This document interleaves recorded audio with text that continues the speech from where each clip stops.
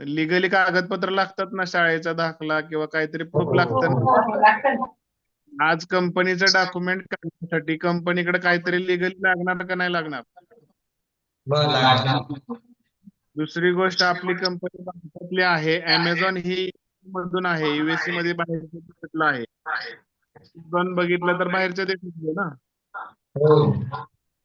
बाहेरच्या देशातल्या वस्तूवर आणि पोर्टलवर तुमचा विश्वास आहे आणि देशातल्या वस्तूवर तुमचा विश्वास नाही.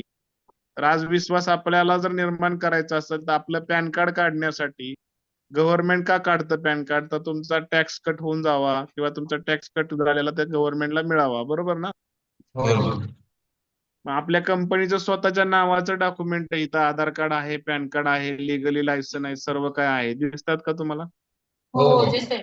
कंपनीमध्ये तुम्हाला काम काय आहे आणि कंपनीमध्ये कंपनीने तुमच्यासाठी फायदा काय दिला, हे गोष्टी पहिल्यांदा समजून घ्या.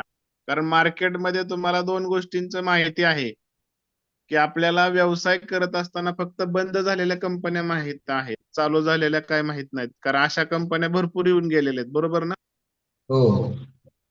मला सांगा, तुम्ही तुमच्या गावामध्ये ज्या नांदणाऱ्या लेडीज आहेत त्याच्याबद्दल चर्चा होते का पळून गेलेलीच होती? पळून गेले. पळून गेलेल्याची चर्चा जास्त होते